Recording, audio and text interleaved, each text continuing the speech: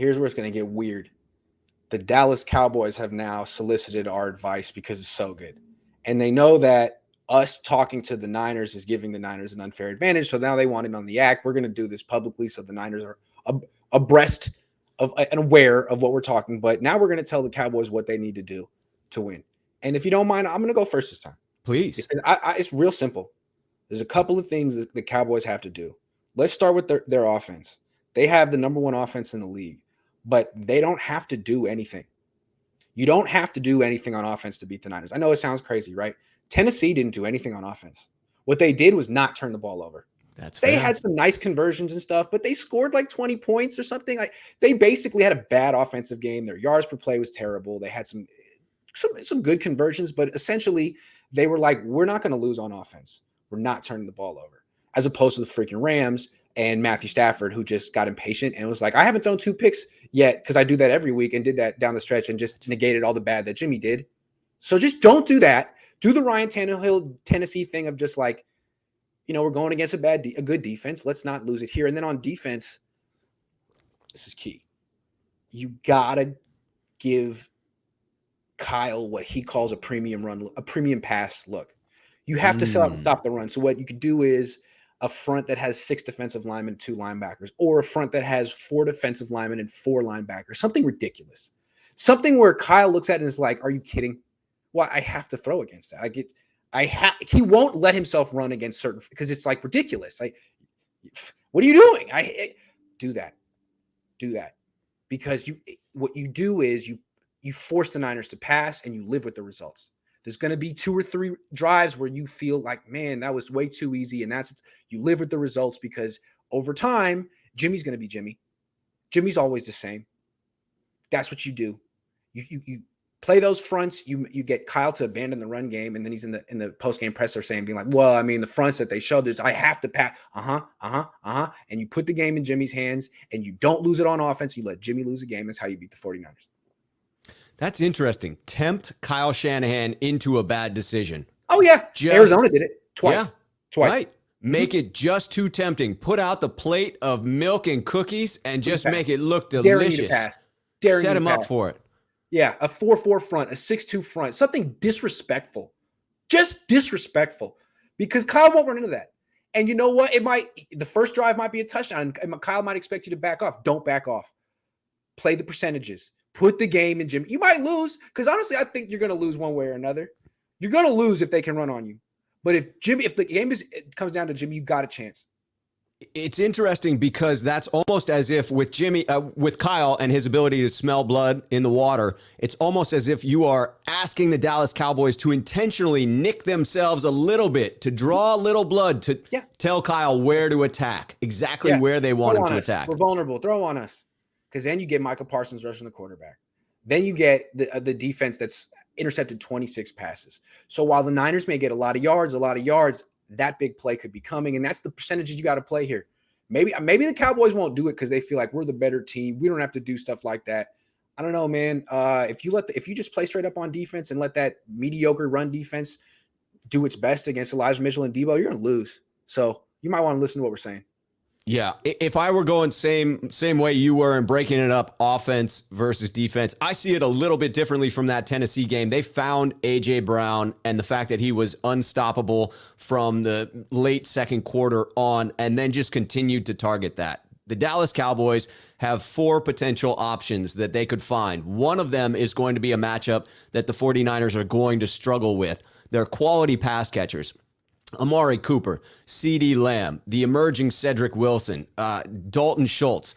One of those will consistently have a matchup that you can go to on third down. And if they can extend those drives in the way that Tennessee did, eventually you're going to tire out that 49ers pass rush. They are not going to be as relentless as they are. The other piece of advice I would throw out there is forget which one of your frickin' running backs that you pay more money to. It doesn't matter which one of them is the higher paid of the two. The more dangerous is Pollard by a country mile. I mean, he has the explosive ability to hit the home run, and that's what the 49ers need to be cautious of. That's what the Cowboys have to attempt to pounce on. You did a better job. Let me amend what I said. Don't do nothing on offense. That's silly. What I'm saying is, if you're averaging 3 yards a carry running the ball, keep running the ball. Don't panic. Like, you don't want to start putting your game on tilt and playing into the Niners' hands because they want to control time of possession. So you got to keep running the ball. And then when you're in 3rd and long because you're not running the ball very well, do what Tennessee did. Max protection, 6 blockers. You don't need 5 wide receivers in the pattern because you have CeeDee Lamb and you have Amari Cooper, who are just about as good as A.J. Brown. So you take your one-on-one shots on the outside on 3rd and long, and you run the ball a lot, even if it's not super effective, because you don't want to turn the ball over. You want to limit your throws. You want to have max protection when you do throw, and you want to throw outside where it's not going to get picked to guys like CeeDee Lamb and Amari Cooper. I mean, and you may not score more than 20 points, but you know what? You can win that way. You can win that way. Amen.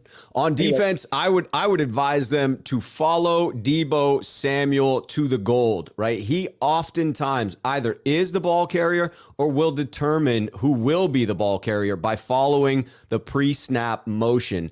I think that the Dallas Cowboys have an X factor in Micah Parsons. I had a great show on my channel today with the co-host of the pre and post game from the Dallas Cowboys. You should go check it out on my channel if you haven't already. Great insider info. Very few teams have been able to successfully hold up Micah Parsons. He has been disruptive throughout this season. You have to allow him to eat against the run game and Jimmy Garoppolo. You cannot get fooled by this motion that the 49ers will use. It's going to be on greater than 50% of the plays. You need to be sound on defense. Micah Parsons needs to be either chasing the mesh point or going after Jimmy Garoppolo. He has 20 tackles for a loss and 13 plus sacks on the year. A hell of a season for the rookie stud.